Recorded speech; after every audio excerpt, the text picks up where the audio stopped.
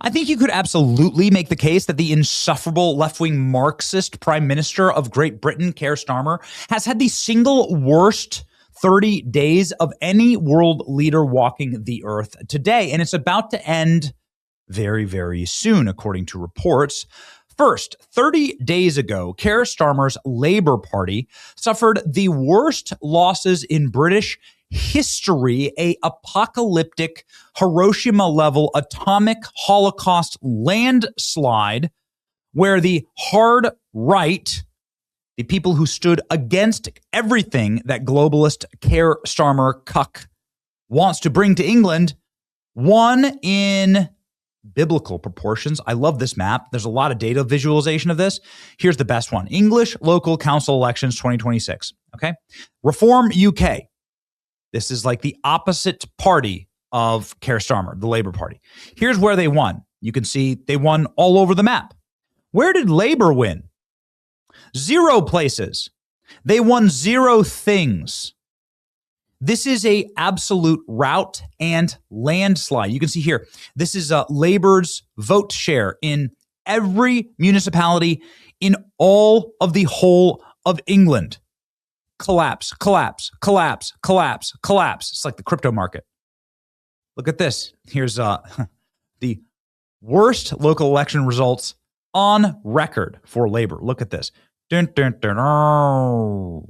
His response was not to resign, which is what he should have done in the parliamentary system. It was to film a video saying that the people who are marching to save England in the Tommy Robinson March were racists and criminals. And racists are peddling hatred and division. And then ban some of the internet personalities, just people who post on X all day, from entering the country. We're going to fight for the souls of the country as extremists blocked from coming to the UK ahead of the Unite the Kingdom March. Well, how'd that go for you, buddy? Tommy Robinson tells tens of thousands at London rally to prepare for the Battle of Britain. Hell yeah. Turnout shocked. 10 Downing Street. The Unite the Kingdom March featured Islamophobic and ethno-nationalist speech. Well, seemed pretty popular. I wonder why. Why would that be? Why did tens of thousands, if not millions across the internet, march and support this call for England to be returned to the English? Well, because there would be beheadings in the whole of England. We witnessed that. Because there were stabbings. Henry Novak was stabbed and left to die, dragged across the gravel. And because of the rape gang inquiry that showed that 250,000 young working class white girls were raped by Muslim grooming gangs. And the reason why they do that is because that's part of Muslim culture and it's part of Muslim religious and cultural contexts. And don't come after me, I guess go after AI. Yes, these are things that happened. And the person who let all of those Muslims in, and not only that, the person who let a lot of the rape gang members off the hook was Keir Starmer, who was director of public prosecutions when he allowed 13,000 rapists to get away with rape. He issued rapist warning letters. He warned them, don't rape again. That's how you do it. Well, ladies and gentlemen, Keir Starmer is now contemplating resigning. He'll come to a decision with his wife and family over the weekend. Well, it seems like that decision has already been made. Exclusive. Keir Starmer will this afternoon be told by members of his cabinet that it is time to set a timeline for his departure in the wake of Andy Burnham's victory in Makersfield. This is some dude that's been like hand selected by party leadership to replace him.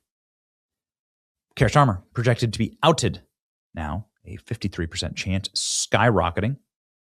Transportation Secretary is now calling for Keir Starmer to go. She joins over a dozen members of his cabinet that are calling for him to resign. Keir Starmer is reportedly considering stepping down. Cabinet ministers Shabana Mahmood, Heidi English woman Shabana Mahmood. Clown car nation. Ed Miliband called for him to set out a departure timeline. A decision is expected after he consults with his family. Oh, yes, please consult with your family. You know, Henry Novak can't consult with his family because he's dead. And the man who was nearly beheaded can't consult with his family because he's in the hospital and will probably never be able to speak or see again. Because the butchers that you let into your country. And 250,000 young white girls won't be able to consult with their families because they were raped or tortured or won't be able to ever speak about these atrocities again. And so Keir Starmer, like, please enjoy your weekend with your family, you monster, UK. Keir Starmer is expected to resign this weekend. He'll be removed from power this month. A growing number of Brits demand that he step down. He should have resigned in shame after the election results, but it just keeps getting worse for him. Keir Starmer is now reportedly considering resigning. He'll go down in history as the most disliked prime minister in history. And he's got nobody to blame but himself. His days are numbered. Fresh reports that he's going to be asked to leave Andy Burnham's by-election victory in Makersfield, increasing calls for this to be the new prime minister. So they're going to do like a switcheroo like they did in Canada. Remember when Trudeau was so unpopular and Trudeau was going to lose in a landslide? And they switched him out with Mark Carney and they just sort of pulled a globalist swap. That's what they're going to try and do here. Many in the UK left wing have been waiting for this.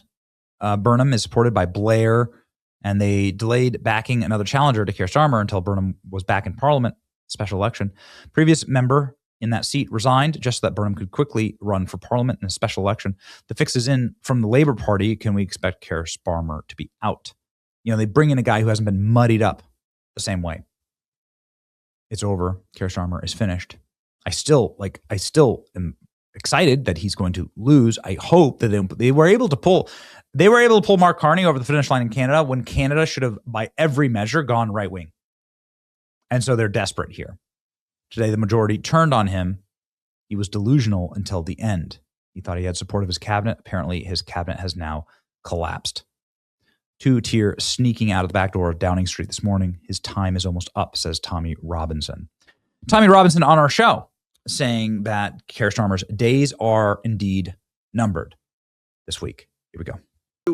Your prime minister is complicit in this. 100%. He covered up and gave warnings to something like 13,000 Muslim rapists. What is your message to Keir Starmer?